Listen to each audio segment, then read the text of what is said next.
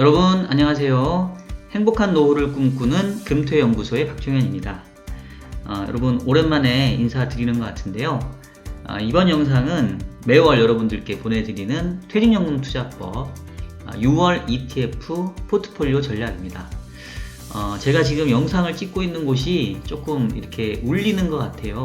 그래서 오늘 조금 여러분들 듣기에 불편하시더라도 양해를 해주시고요. 다음 시간부터는 제가 마이크를 좀 준비하도록 하겠습니다. 자, 그러면 바로 내용 시작하도록 하겠습니다. 자, 먼저 지난 5월달 금융시장 한번 살펴보고 갈게요. 지난 5월달 금융시장은 뭐 이렇게 딱 위험자산이다, 안전자산이다, 뭐 이렇게 딱 꼬집어서 얘기하기에는 조금은 어려운 이렇게 좀 혼재된 시장이었는데요. 일단은 각 시장별로 한번 살펴보겠습니다. 먼저 주식시장의 경우에는 최근에 경기 회복 속도가 좀 빨라지다 보니까 그동안에 경기 부양책을 강하게 썼던 중앙은행들도 이제는 유동성을 좀 환수해야 되는 게 아니냐, 이런 그 얘기들이 좀 나오는 것 같아요. 그래서 지금 연준에서도 뭐 테이퍼링 가능성들이 지금 부각이 되고 있고요. 얼마 전에 있었던 우리 한국은행의 금통위에서도 연내 금리 인상 가능성이 조금 부각되는 이런 상황들이었습니다. 그래서 전체적으로 뭐 주식시장도 아주 세게 모멘텀을 받았다기보다는 전반적으로는 조금 박스권 내에서 약간의 좀 섹터별 차별화되는 모습들을 보였는데요.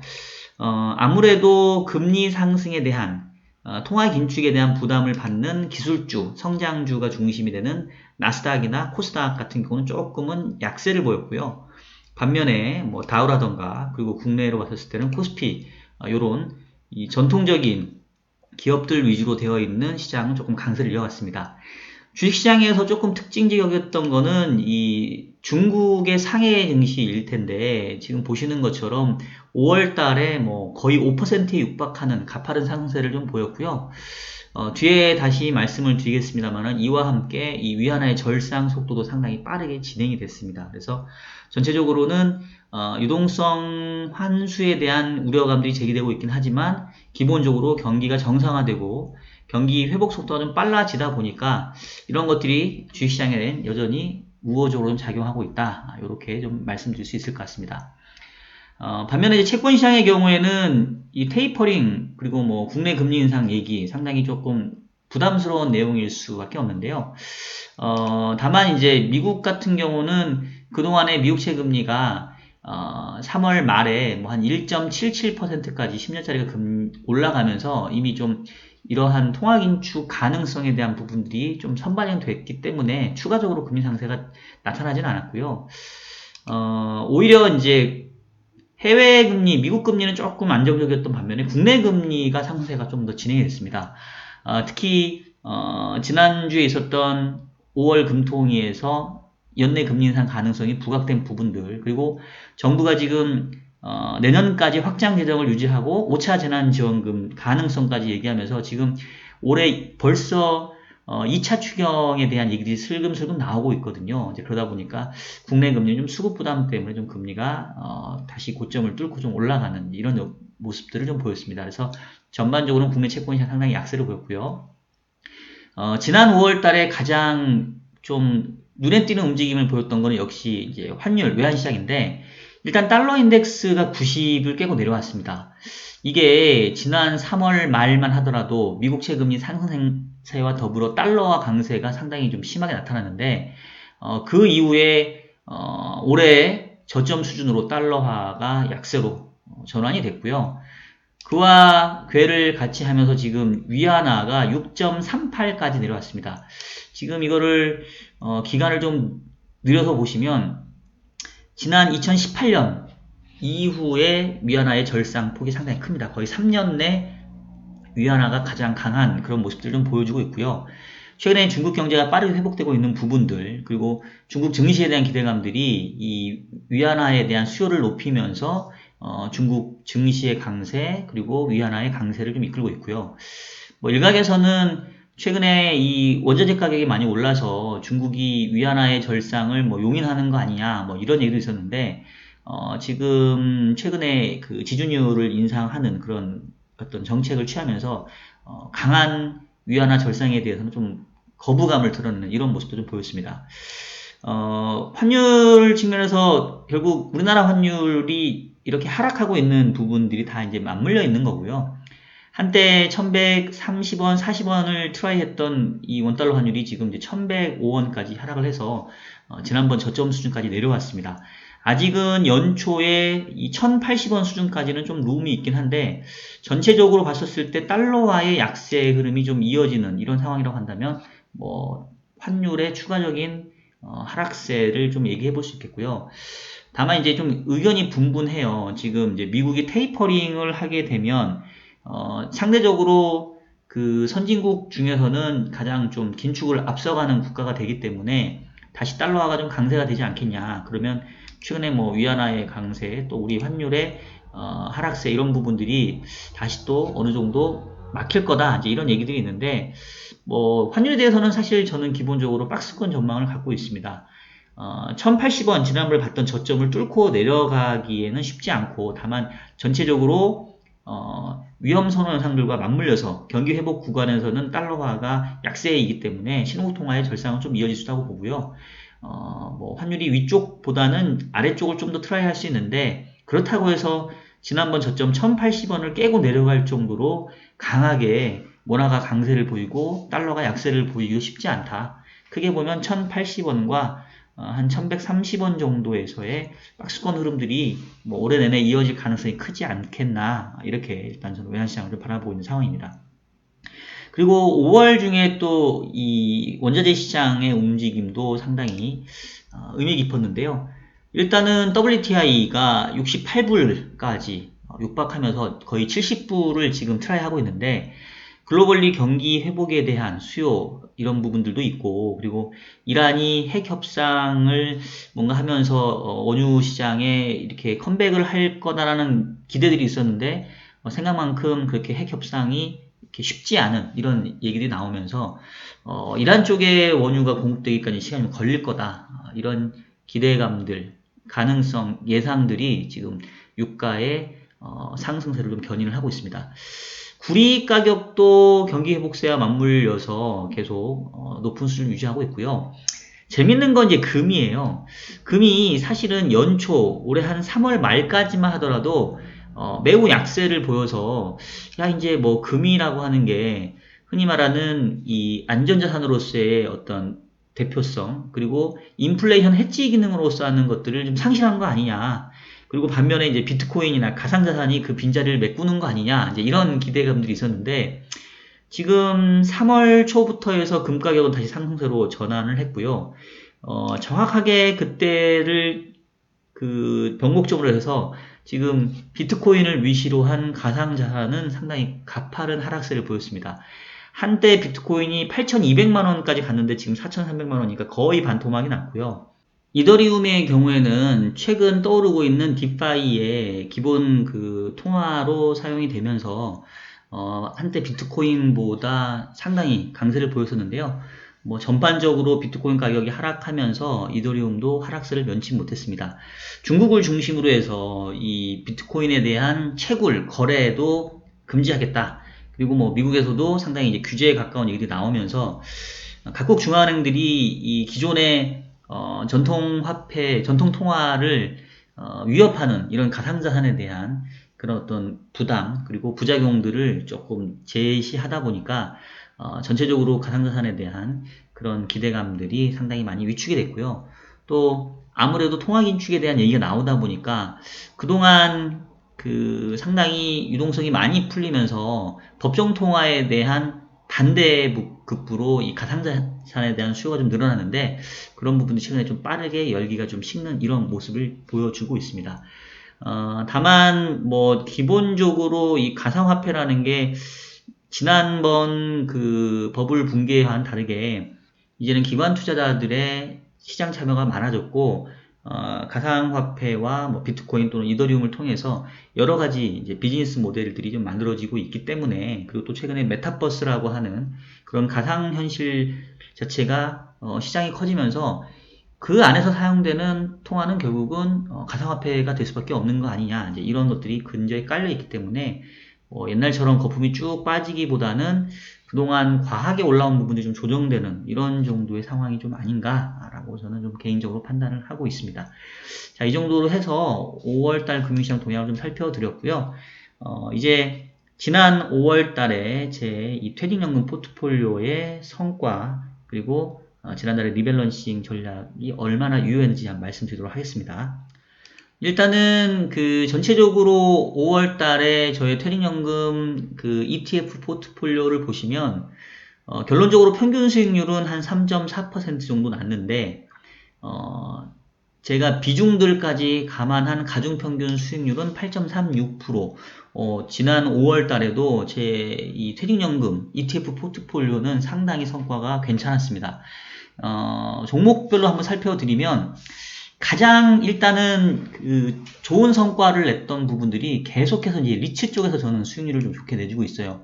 특히 지난 5월달 같은 경우는 이제 이리츠 코크랩, 이랜드 보유 물건의 오피스텔로 개발이 된 이리츠 코크랩이 월간 수익률 8.3% 매우 높았고요.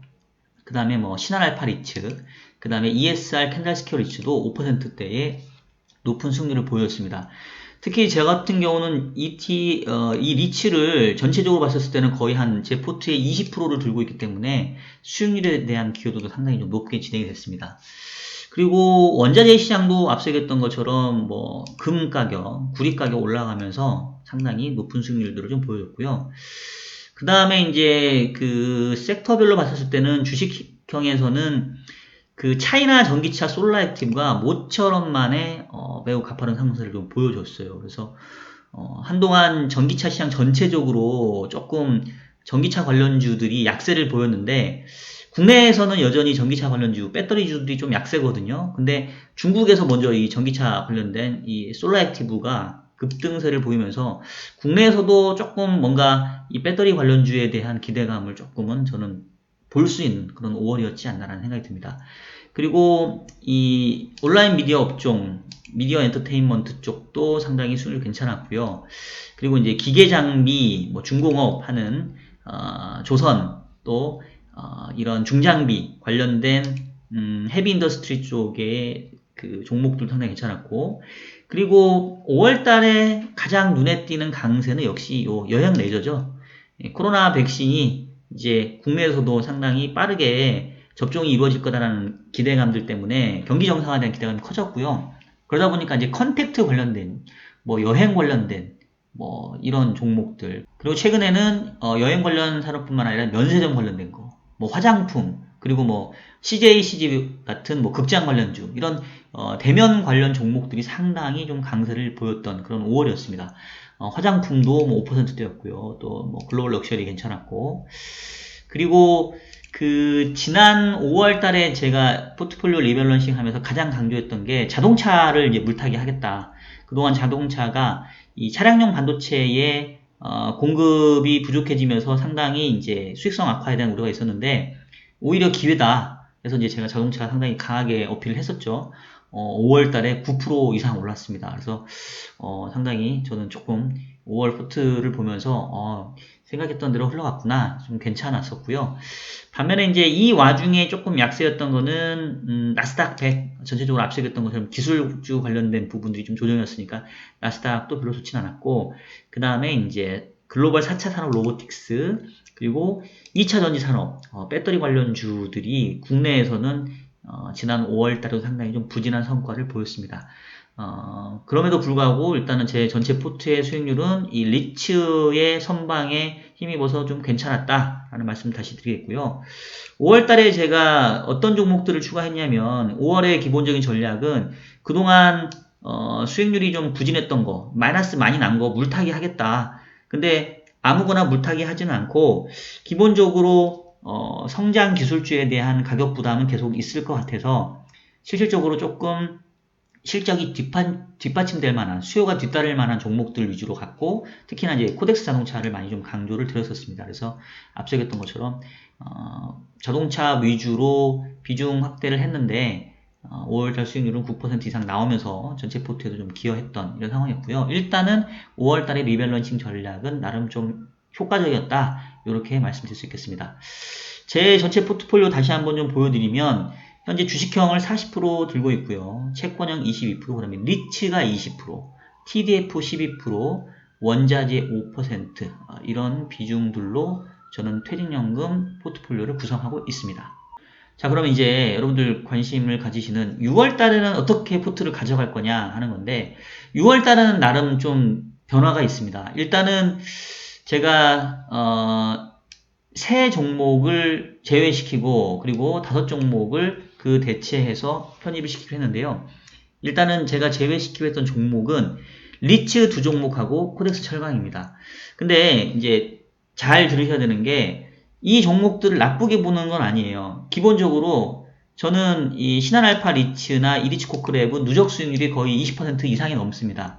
그리고 코덱스 철강 같은 경우는 35%가 넘어요. 그래서 저는 이미 이런 종목들의 선제적인 매수를 해서 충분한 수익을 냈기 때문에 조금은 비중을 줄이고 싶다는 거고, 특히나 신한알파나 이리치코크랩은 제 전체 포트에서 각 개별 종목이 5% 이상을 가지고 있습니다. 그러니까 개별 종목 중에서도 상당히 비중이 높은 거예요.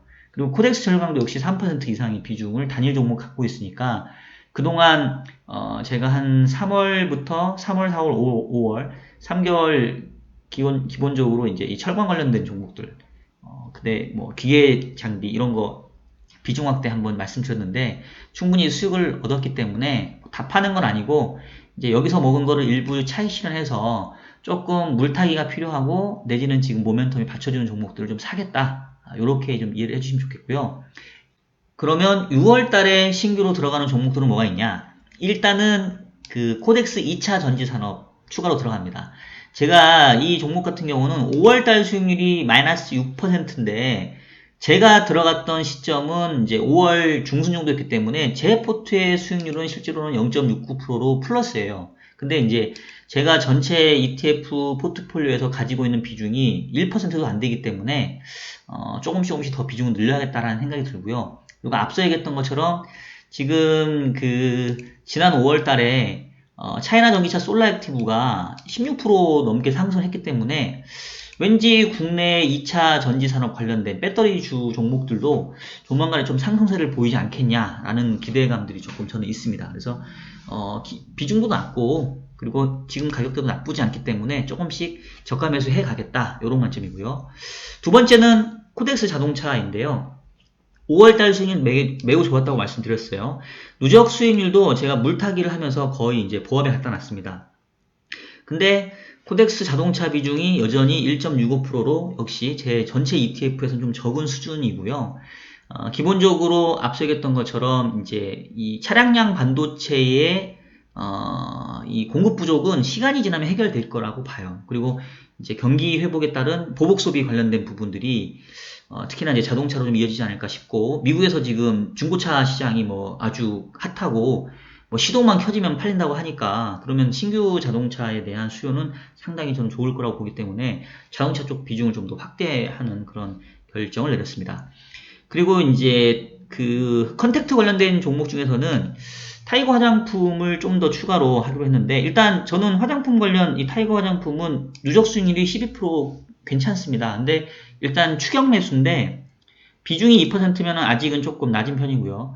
원래는 그 미디어 컨텐츠를 집어넣으려고 했어요. 최근에 뭐 CJ, CGV지만 많이 올라오고 그 다음에 뭐 여행 관련 종목들도 상당히 좋게 되긴 하는데 이미 너무 많이 올라가지고 거기를 좀 더 애도하기는 좀 어렵고요. 화장품 관련주들은 이제 이 마스크 벗을 날이 멀지 않았기 때문에 마스크를 벗게 되면 아무래도 이제 조금 화장품 수요가 좀 늘어나지 않겠느냐. 그리고 이제 여행 관련주가 먼저 들썩였기 때문에 여행이 자유로워진다고 한다면 그 다음에 기대되는 거는 다시 또 중국인 관광객 들어오면서 국내에 화장품 수요가 좀 늘어나지 않겠냐. 그러면 아직도 화장품 관련 종목들은 최근에 많이 올랐지만 올라갈 룸이 남아있다라는 차원에서 저는 조금 더 비중 확대를 하도록 하겠습니다. 그리고 차이나 항생테크 같은 경우는 지난달부터 조금 사왔던 종목인데요. 뭐 지난달에는 성과가 별로 좋지 않습니다. 하지만 전체 비중 차지하는 게 상대적으로 좀 적고요. 그리고 역시 경기 회복에 대한 부분이 생긴다고 한다면 이런 테크 관련주들의 뭐 어떤 수요도 많이 좀 높아질 것 같아서 이거는 장기적으로 분할 매수하는 차원에서 좀 비중을 늘려가도록 하겠습니다. 자, 그리고 마지막으로 그 액티브 ETF 한 종목을 제가 지금 이제 넣기로 했는데요. 조금 부연 설명을 드리면 이제 국내에서도 드디어 액티브 ETF가 최근에 상장이 됐는데, 여러분들이 알고 있으신 ETF는 대부분 이제 패시브, 그러니까 이제 그냥 지수를 추종하는 형인데, 미국의 아크 ETF 있잖아요. 대표적으로 이제 액티브 ETF죠. 뭔가 첨단 기업에 투자하는. 그래서 국내에서도 운용사가 자기 운용 철학을 가지고 자기 뷰를 반영해서 이제 운용을 하는 그 ETF가 바로 액티브 ETF인데, 지금 삼성자산운용, 미래에셋, 한국투자, 타임폴리오 4개 운용사가 각각 2개씩 액티브 ETF를 지금 내놨습니다. 그래서 종목들이 있는데, 뭐 전체적으로 봤었을 때는 뭐 미래차, 뭐 그다음에 BBIG, 모빌리티, 그다음에 뭐 ESG, 뭐 친환경, 뭐 이렇게 되어 있는데, 저는 기본적으로 배터리 관련주는 제가 2차전지 산업에서 이미 ETF로 담고 있기 때문에 이제 제가 그동안 투자하지 않았던 쪽에서 조금 기회를 보다 보니까 삼성자산운용의 코덱스 K 신재생 에너지 ETF가 좀 눈에 띄더라고요. 기본적으로 뭐 CS 윈드라던가, 그 다음에 그 OCI라던가, 뭐 상강 MNT, 뭐 요런 신재생 에너지 관련된 종목들을 지금 담고 있는데, 뭐 전반적으로 이제 ESG 중에서도 특히 이제 환경에 대한 부분들이 좀 중요하기 때문에 요거는 조금 컨셉이 괜찮지 않느냐. 그래서 일단 액티브 ETF도 한 종목 정도는 좀 퇴직연금 포트에서 좀 가져가 볼 만한 것 같아서 요거는 좀 신규로 편입을 하게 됐습니다. 자, 역시 저의 이 6월달 ETF의 리밸런싱 전략이 다음 달에 또 어떠한 성과를 거뒀을지 여러분 지켜봐 주시고요. 매달 초에 여러분들 제 ETF 포트폴리오 공개해 드릴 테니까 여러분들 다음 영상도 기대해 주시기 바라겠습니다. 자, 그러면 여러분, 최근에 제가 좀 개인적인 일이 있어서 영상 많이 업로드 못 시켰는데요. 또 여러분들 그 기대에 어긋나지 않게 영상 꾸준히 올릴 테니까요. 저희 금토연구소 많이 애청해 주시길 바라겠습니다. 자, 그러면 저는 오늘 여기서 마치도록 하겠습니다. 여러분 안녕히 계세요.